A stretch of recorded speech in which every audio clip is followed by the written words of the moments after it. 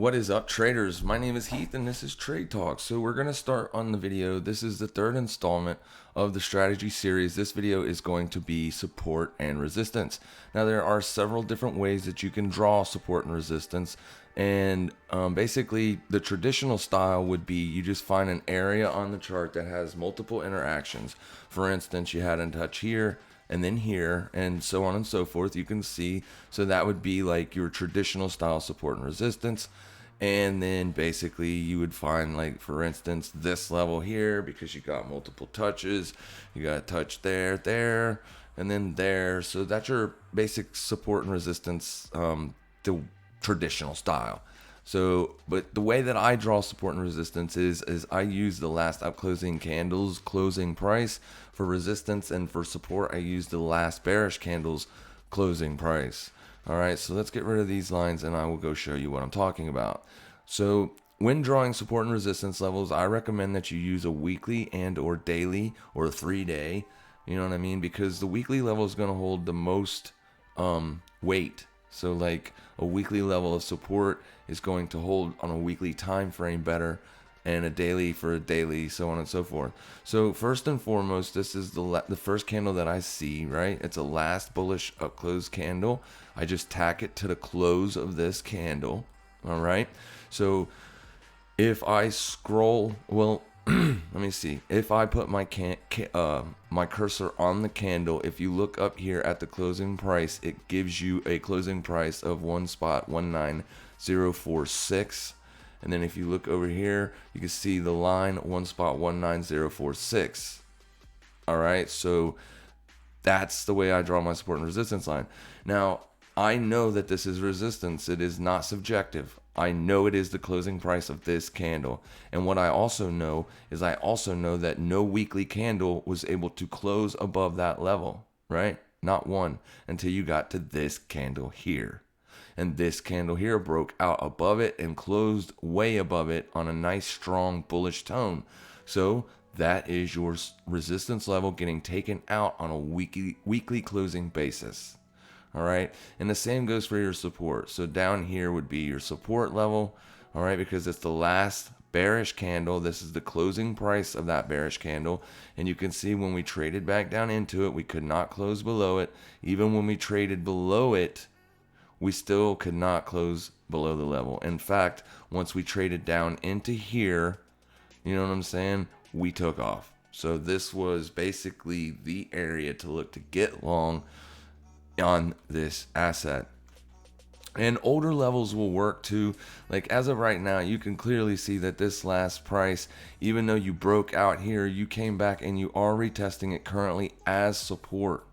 Right? You're currently testing it from the upside or the above side of the resistance, old resistance, possibly going to be support now. Well, it has held a support for the last 2 weeks, even 3 weeks. We closed this candle. Friday's price closed right on that level, just a little bit below it. All right, so it's a little bit below it. You got 1.19042. The actual price that it closed is 9046. So, I mean, that's so close that, you know, basically it is a breach though. So if you go down into a daily time frame, you can see it looks like it held it, but we do know that it did barely close below it. So what are we going to do for the rest of the week? Well, if we get a nice daily push lower and a close below, we can look for this to hold as possible resistance on another test of it. All right. Now, the daily levels are basically the same. However, when markets are choppy like this, it's kind of hard to get these areas. All right, so this was the weekly one, so let's get rid of it. Let's check the daily, and I'll show you what I'm talking about. So this was your support right here on a daily closing basis. Once you pushed into it on this day here, you could not close below it. Therefore, you traded higher away from the area. Now, you did come back and retest that area to see if it wanted to hold a support again, and it did on 3 consistent days or 3 consecutive days. All right, you could not close below that level, and then price pushed out of the level. So that is your support zone. All right, now how I find levels for price to come back and retest will be on another video, but it is in itself a form of support and resistance.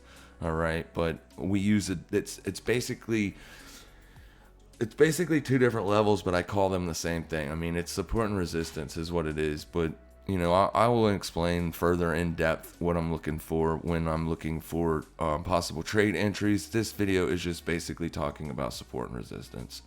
So let's go into a different pair. Let's go check out USD CAD.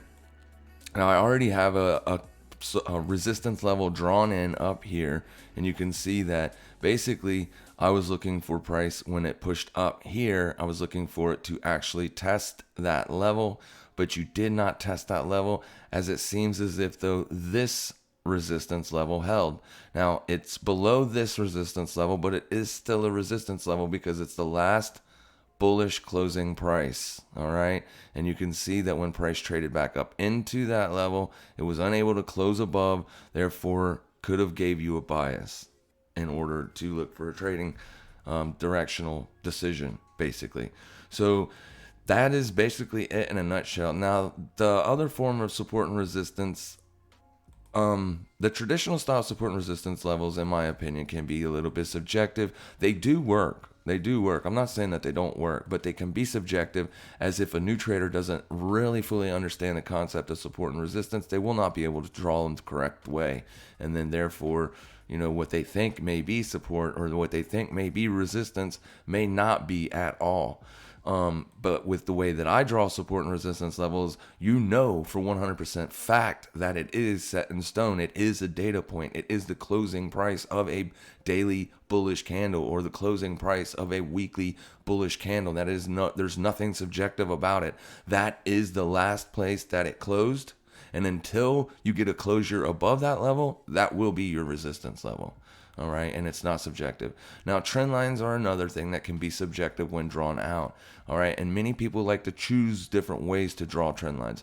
When I draw a trend line, I draw it from the very high of a candle, okay?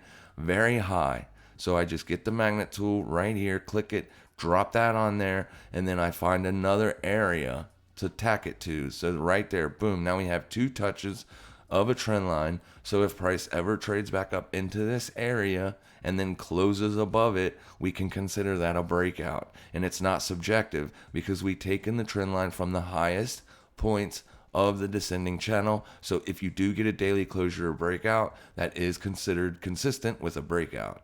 Now, that does not mean that you're going to be going long from that point. All right, because you can have the next day turn into a bearish engulfing and drop right back down into the level. It just gives you an area to base your decisions off of. Like, for instance, if it does close above the level, then you know that you may be working with a breakout. Then you can therefore prepare to possibly look for bullish entries, basically, is what I mean by that. So moving forward, let's put another line here, but let's use this line and just draw like a support, a descending support zone. So if we take it and tack it to this low and this low, so this low and then this low, let me spread it out so you can see. You can basically see that there has not been any wicks through or closes below. So that would be your descending trend line support if price ever were to get down there. Some people might not want to use it like that. That's fine. Like I said, I'm not saying that this is the right way to do this stuff, guys.